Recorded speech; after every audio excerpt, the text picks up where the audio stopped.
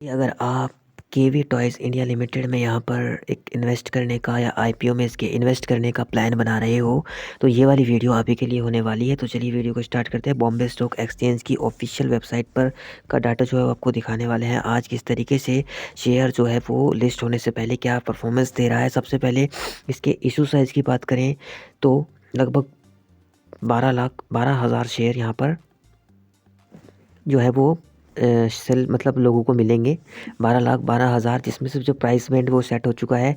तो इस चीज़ों की ज़्यादा परवाह ना करते हुए सबसे पहले इसकी फेस वैल्यू 10 है और इसके बारे में जो इम्पोर्टेंट न्यूज़ है उसके लिए एक रिपोर्ट तैयार की गई है जो कि आप लोगों को जानना बहुत ज़रूरी है। देखिए बीएसई की ऑफिशियल वेबसाइट पर आपको डाटा दिखा रहा हूँ एंड इसके बाद आपको कुछ न्यूज़ दिखाऊंगा इसके बारे में। अगर आप इसमें इन्वेस्ट कर रखे हो या इन्वेस्ट करने का मन बना रहे हो तो आपको ये चीज़ें जाननी बहुत ही ज़्यादा ज़रूरी है। साथ ही कमेंट करके ये बताइएगा कि आखिरकार आपने इसमें कितने का इन्वेस्ट किया है और कितना आप इसमें रुकने वाले हैं। तो चलिए यहाँ पर रिपोर्ट्स पर डायरेक्ट चलते हैं। तो सबसे पहले तो आईपीओ की जो नाम तो आपको पता ही है, केवी टॉयज़ है इंडिया में। केवी टॉयज़ इंडिया लिमिटेड जिसका नाम है, प्लेटफॉर्म जो है वो बॉम्बे स्टॉक एक्सचेंज पर लिस्ट हो रहा है।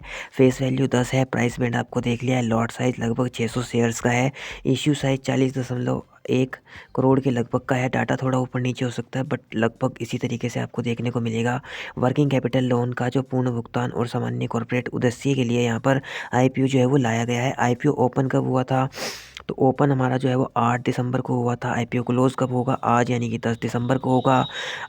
जो अलॉटमेंट डेट है वो 11 दिसंबर की है। रिफ़ंड जिनको नहीं मतलब जिनको शेयर नहीं मिलेगा 12 दिसंबर तक प्रोसेस शुरू हो जाएगी कि उनके अकाउंट में पैसा जो है वो रिफ़ंड करने की प्रोसेस स्टार्ट कर दी जाएगी। बात करें डीमैट क्रेडिट कब हो जाएंगे, आपके डीमैट अकाउंट में जिनको मिलेंगे उनको 14 नवंबर को क्रेडिट हो जाएंगे और जो है वो लिस्टिंग जो है वो 15 दिसंबर को हो जाएगी। हालांकि एक दिन पीछे हो सकता है, मतलब एक दिन आगे हो सकता है।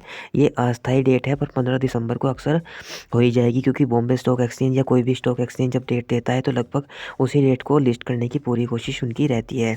अभी बात करें जहाँ पर लाइव सब्सक्रिप्शन किस तरीके से हैं तो डेटा 10 दिसंबर क्लोजिंग डे, मतलब अभी 10 दिसंबर तक जब मैं वीडियो बना रहा हूँ उसके लगभग पहले का ही डाटा है। कुल सब्सक्रिप्शन 16.40 गुना हो चुके हैं। रिटेल निवेशक 22.16 गुना, यानी कि बहुत ज़्यादा मजबूत स्थिति में है। और यहाँ पर बिना बिग एचएनआई यानी कि 25 गुना के लगभग यहाँ पर, मतलब स्टार्टिंग में एक अच्छा प्राइस आपको लिस्टिंग होते हुए नज़र आएगा। स्टार्टिंग में एक अच्छा, जिनको शेयर मिलेंगे उन्हें एक अच्छा प्रॉफिट होता हुआ नज़र आएगा। जहाँ पर बात करें जीएमपी लिस्टिंग और अनुमानित किस तरीके की होगी तो जीएमपी के लगभग यहाँ पर 90 रुपये का अनुमान लगाया जा रहा है कि लगभग यहाँ पर 90 रुपये से ऊपर या 90 रुपये तक का यहाँ पर जीएमपी देखने को मिल सकती है। अनुमानित जो है लिस्टिंग कितने स्तर पर मिलेगी तो लगभग 37% आपको यहाँ पर एक प्रॉफिट साइड में देखने को मिल सकता है। लगभग 37.6% आपको ऊपर जाता हुआ शेयर जो है वो नज़र हो सकता है। हालांकि ये सिर्फ एक डाटा होता है क्योंकि यहाँ पर कंफर्म किसी को नहीं पता होता है, बट लगभग इसी तरीके का आपको यहाँ पर रिटर्न देखने को मिल सकते हैं। कंपनी का व्यापार और वित्तीय स्थिति क्या है तो बिजनेस मॉडल आपको पता ही है कि बच्चों के लिए विभिन्न प्रकार के खिलौने, प्लास्टिक मोल्डेड और मेटल बेस्ड का कॉन्ट्रैक्ट जो मैन्युफैक्चरिंग करती है।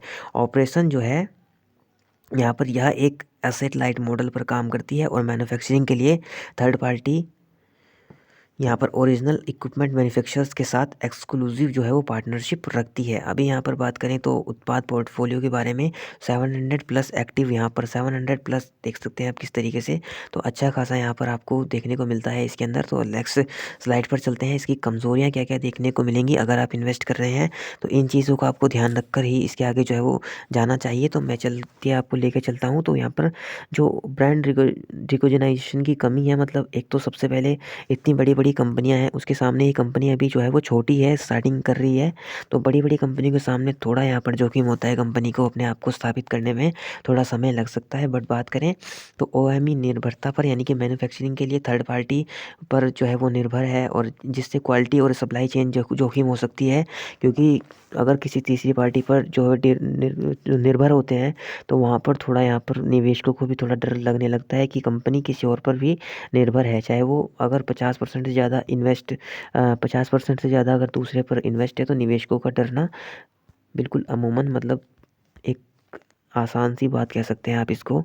और साइक्लिकल डिमांड की बात करें तो खिलौनों की मांग उपभोक्ता भावना और खर्च पर निर्भर करती है, जो अस्थिर यानी कि वोलेटाइल जो वो हो सकती है, यानी कभी ज़्यादा तो कभी कम हो सकती है। अब एसएमई जोखिम की बात करें तो एसएमई आईपीओ होने के कारण लिस्टिंग के बाद लिक्विडिटी जो है वो सीमित हो सकती है और शेयर की कीमत अस्थिर रह सकती है, मतलब ज़्यादा बढ़ भी नहीं सकती है, बट गिरने को गिर सकती है, बट एकदम से ज़्यादा बढ़ेगी नहीं, क्योंकि वॉल कम ही लोग उस पर जाएंगे। तो एसएमई पर क्योंकि लिस्ट हुआ है तो इसकी वजह से थोड़ा कम वैल्यूएशन, कम प्राइस ऊपर नीचे आपको देखने को मिलेगा। उच्च वैल्यूएशन की बात करें तो 24 के पीई अनुपात को महंगा माना गया है, जो अधिक जोखिम को यहाँ पर दर्शाता है, जैसा कि आपको पता ही होगा। अंतिम निर्णय की बात करते हैं, जो आपको ध्यान रखना है कि यहाँ पर जो आईपीओ बहुत जोखिम भरा है, वेरी रिस्की है एंड प्राइस एंड डाइस है। निष्कर्ष है कि जीएमपी के कारण लिस्टिंग गेन तो मजबूत है, इसकी कोई दिक्कत नहीं है, लेकिन कंपनी का ट्रैक रिकॉर्ड सीमित है और जोखिम कारक अधिक हो सकते हैं। मतलब कंपनियों के सामने बड़ी बड़ी कंपनियां हैं, तो ये छोटी सी कंपनी अब कितना टिक पाती है ये देखना इंपॉर्टेंट हो जाएगा। एंड साथ ही में चलें तो यह आईपीओ केवल उन निवेशकों के लिए उपयुक्त है जो बाजार की अस्थिरता को सहन कर सकते हैं, यानी कि अगर आपके अंदर पेशेंस है तो आप इसमें ज़रूर इन्वेस्ट कर सकते हो, बट इफ़ अगर आप इसमें पेशेंस नहीं रख सकते हो तो फिर आपके लिए शायद ये शेयर नहीं है। और लास्ट में अपना वही है कि यहाँ कोई सिफारिश नहीं है, निवेश का अंतिम निर्णय अपने आप ले सकते हैं अपने जोखिम पर, क्योंकि हम यहाँ पर सेबी रजिस्टर्ड जो है वो नहीं है। और बाकी ऐसे आईपीओ से रिलेटेड या शेयर मार्केट से रिलेटेड कोई भी खबर सबसे पहले आप तक पहुँचाने की कोशिश करते हैं। धन्यवाद। ऐसी वीडियो को डेली अपडेट पाने के लिए वीडियो को लाइक, चैनल को सब्सक्राइब करना मत भूलिएगा।